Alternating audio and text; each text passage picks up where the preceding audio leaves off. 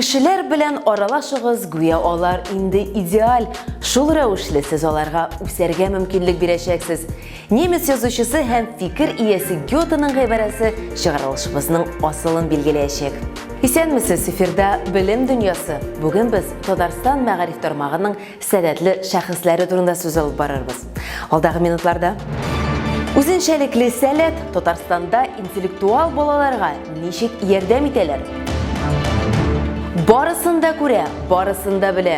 WorldSkills-ка сойлап алу этабы ни өчен гадәти булмаган форматта узды? Чупа-чупска каршы көрәш ни өчен Чаллыда балаларга тәм-томнарны тыялар?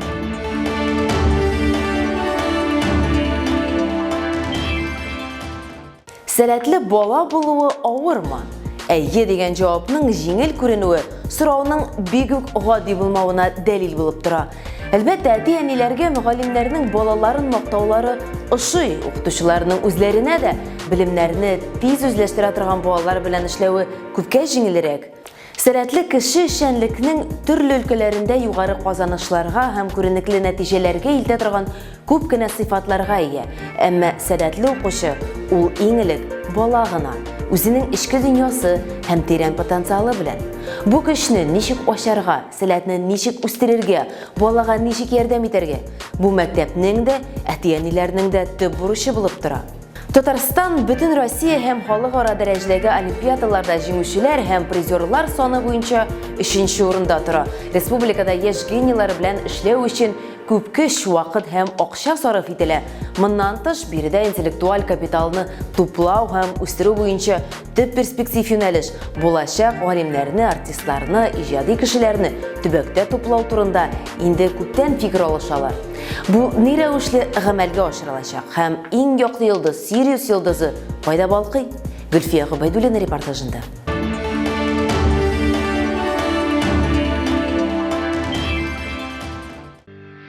Республикада сәләтле балаларны табу, аларның үсешенә ярдәм итүгә зур көч куела. Әлеге эшне башкаруда төбәкләргә федераль ярдәм дә күрсәтелә. Россия Федерациясенең 2030 елгача милли максатлар үсеше указында президент әлеге тармакны иң әһәмиятлесе дип искәртте. Сәләтле балаларга үзләрен күрсәтергә ярдәм итү белән Сириус укыту үзәге шөгыльләнә. Күптән түгел штаб резиденциясендә әлеге оешманың семинары узды. Сегодняшний семинар очень важен, потому что обсуждается... Бүгенге семинар бик әһәмиятле, чөнки Сириус моделендә эшләгән региональ үзәкләрнең гомум стандартлары формулаша. Булар барысы да Россиянең балалар һәм яшьләрнең үсешенә, иң мөһиме, потенциалларын куллана алуга этәргеч бирә. Сириус белем үзәге эшчәнлеген төрле юнәлешләрдә алып бара. Монда балалар үзләрен спорт, фән, мәдәният өлкәләрендә сынай ала. Әлеге үзәккә кереп китәр өчен балалар кызыксынган юнәлешендә үз белемнәрен күрсәтергә тиеш. Моның өчен аларга төрле сынаулар аша узарга кирәк. Бүгенге көндә семинар ул менә шул балаларга кызыклы программаларны төзәр өчен укытучылар, төрле университетларның әгъзалары һәм аларның профессорлары килгән, Сочидан безгә килгән кунаклар, алар үзләренең тәҗрибәләре белән бүлешәләр һәм инде дөрестән дә төп максатыбыз бу ике көндә балалар өчен булган программаларның дәрәҗәсен күтәрү һәм тагын да бик яхшы итеп уздыру. Сайлап алу шартлары балалар ләгер өчен алар беренчедән теге входной тестирование дип атала инде ул заявкаларын биргәндә башта тестларын бирәләр һәм үзләренең булган барлык олимпиадаларда, төрле ярышларда җиңүләрне шунда портфолиога кертеп, аларны инде экспертлар карарлар. Сәләтләр университеты Сириус белем үзәге өчен балаларга белем бирүче белгечләрне әзерләүгә дә җитди карый. Остазларны әзерләүдә тулы бер система тудырылган. Алар үз чиратында белем алалар, олимпиадаларда да катнашалар. Здесь у нас в университете талантов создано... Безнең Сәләтләр университетында остазларны әзерләү өчен зур тулаем система булдырылган. Бер яктан ул сәләтләрне продюсерлау юнәлешендә чагыла. Бу остазларны укыту курсы. Остазлар үзләре дә олимпиадаларда катнашалар. Бу аларга яхшы практика бирә һәм зур ярдәм күрсәтә. Практику и получают экспертную поддержку о том, как это сделано. Сириус белем үзәге 2015 елда Сочи шәһәрендә оешкан. Бүгенге көндә монда 800-гә якын балалар һәм яшьләр үз сәләтләрен үстерү белән шөгыльләнә. Барлык юнәлешләрдә дә белем алу бушлай. Шул сәбәпле әлеге үзәкнең командасына эләгү юлы Россиянең һәр регионнардагы балаларына да ачык. 2019 елда Татарстан һәм сәләт һәм уңыш белем бирү үзәге арасында килешү төзелде. 1 сентябрьгә Татарстанда да Сочидагы Сириус моделендәге белем бирү үзәге ачылачак.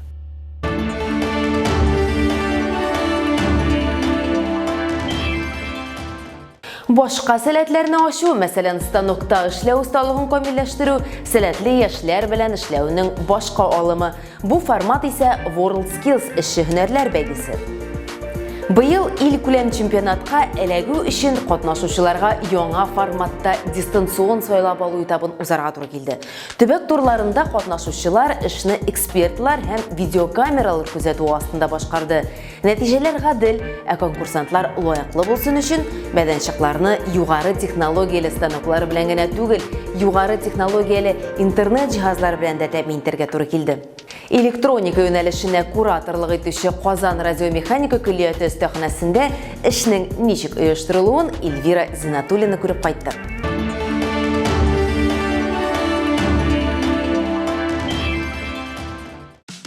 Беренче 20 августта Казан радиомеханика көллиятендә яшь белгечләр 8-нче милли чемпионатының финалында катнашу өчен сайлап алу ярышлары узды. Биредә ярышлар электроника компетенциясе буенча уздырыла. Әлеге компетенциядә 20-гә якын регионнар мәктәп укучылары һәм 21гәчә яшьтә булган студентлар катнаша.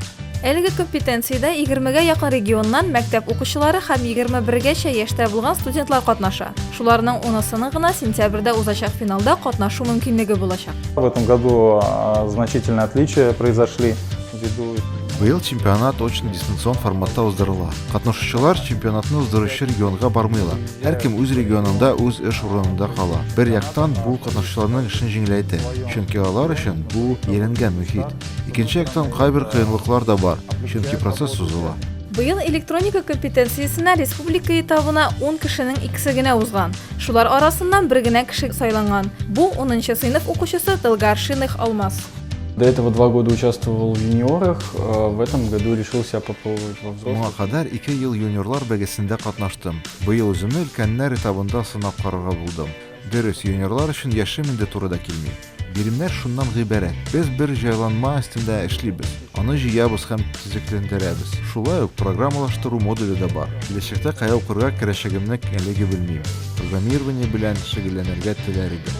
Бәйге барышы дәвамында катнашучыларның эшчәнлеге катгый күзәтелә. Чемпионат мәйданының техник администраторлары катнашучыларның тәртибен, эшен күзәтәләр. Бүлмәгә беркем керергә тиеш түгел. Һәр катнашучының эш барышы камералар астында башкарыла. Чемпионат барышын күзәтүче экспертларның берсе безнең белән үз тәҗрибәсе турында уртаклашты. WorldSkills движениесенә мин инде 3нче ел үзем катнашып, региональный этапларда һәм национальный финалда узган елны катнаштым. Оештыру буенча артык читенлектер чыкмады. Шул ук катнашып барганда белгән әйберләр инде, күргән, үзебезнең экспертларын ничек җиргәнен карап. Булган читенлектер шул дистанционный аркасында гына инде. Сөйләшү кайыр вакытта интернет изелә, аңлашып бетермәгән сүзләр була. Шуннан гына. Сайлап алу этабында 27 компетенция тәкъдим ителгән иде. Татарстан милли чемпионатта 158 компетенциядә көч сынашачак. WorldSkills милли чемпионатының финалы сентябрьдә узачак.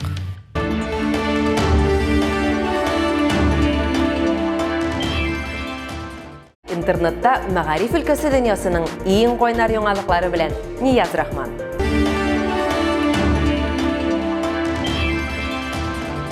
Сәлам дуслар, 1 сентябрь якынлашкан сайын мәктәп темалары да көннән-көн актуальләшә бара. Бүгенге сәхифәдә без бу хакта сөйләшеп китәрбез.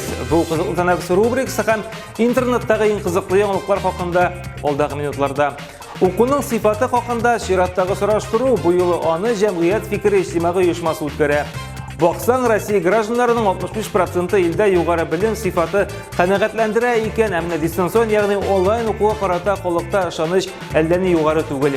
Сораштыру нәтиҗәләре буенча Россияләрнең 73% вузлардагы дистанцион укуны өлеше саклап калу югары белем сыйфатына тискәре йогынты ясаячак дип саный. Сораштырылучыларның 10% дистанциягә оптимизм белән карый. Алар вузларга бары тик уңай нәтиҗә бирә. Соня, вставай, а то в школу опоздаешь, а я на работу, слышишь? Ба, я не Соня, я Вова. Я говорю, пора, вставай, опоздаешь. Ба, я сегодня не пойду. Как не пойдешь? В школу не пойдешь? Почему? Чупа-чупсларга күн бітә, әліге Шаллы шақарындагына бұқақты автоқала башлығы Ноил Мәғдиев білдірі. Шаллы шақарында ұқу елі алдымнан мәктеплерді дөріс тоқлану, меню түзу, ата-аналар комитетлары білән ұшырашулар үтә. Әліге сөйләшуләрдә шақар башлығыда шитті қала олмаған Ноил Мәғдиев балалар біз тәқдим еткән ризықларына бигүк яратмасалар да, ләкин ашау сифатын бірінші сыныптан ук дөрес булырга тиеш ди.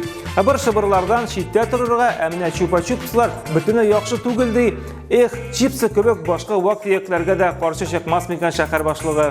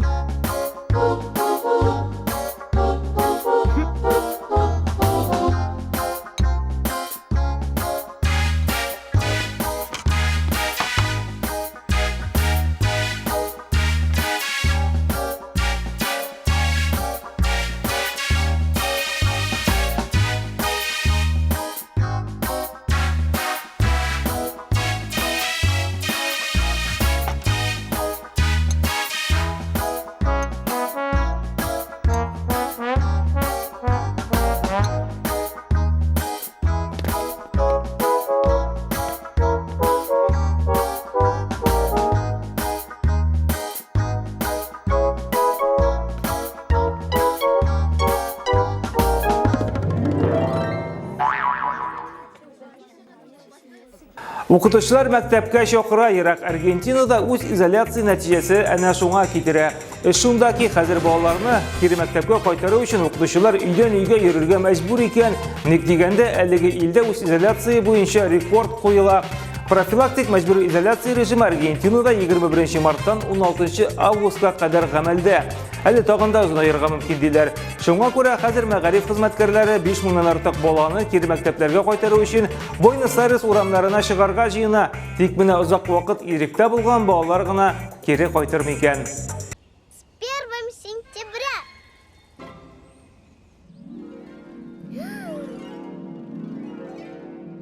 Олимпиаданың вакаләтле вәкиле мультфильм герое Свинка Пеппа Токиода узачак Олимпиадада балалар илчесе булачак. Күрәсез тере персонажлар табылмаган мультсериал персонажы Бөекбритания җыелма командасының махсус балалар илчесе булачак дип хәбәр итә масса күләм мәгълүмат чаралары. Килешү нигезендә төрле сувенир продукция җитештереләчәк. Моннан тыш Олимпия уеннары алдыннан балалар һәм аларның әти-әниләрендә спортка кызыксыну бик нык артыр дип вәгъдә итә компания вәкилләре. Старт! Внимание! Марш! Йоклаганда үрәк килгән чираттагы гаҗәеп ролик интернетны яулый. Әлеге язмада кыз бала теленә уяна һәм ишеккә карый. Бераз соңрак анда ниндидер пышылдаучы сәер тавышлар ишетелә. Беренчеләрдән булып тавышка кызның әтисе игътибар итә. Ролик авторы өйдә барысы да йоклыйлар иде, ләкин мин кызымның видео язмасын тикшерергә булдым. Якынча 10 секундтан соң сәер тавыш пайда булды. Кем дә булса ярдәм итә аламы, нәрсә әйтәләр дип борчыла тикше. Менә сиңа мәдиген, тик кыз иртән нәрсә булганын үзе дә хәтерләми. Менә шундый гаҗәеп хәлләр. Верит во всякую чепуху.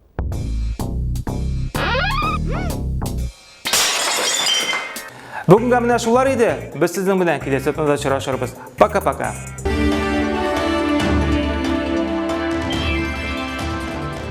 Социаль шелтерләрдә аккаунтларыбыз барлыгын онытмагыз. Сезне биредә көтеп калабыз. Программаларга кагылышлы комментарийлар калдырыгыз, яңа темалар тәкъдим итегез. Белем тутырырга кирәк булган тартма түгел, киресенчә, ул янарга тиешле факел. Нәкъ әлеге фикерне борынгы грек язучысы һәм фәлсәфәчесе Плутарх кешеләргә җитерергә теләгән. Белем күгендә яңа йолдызлар кабызыгыз. Киләсе очрашуларга кадәр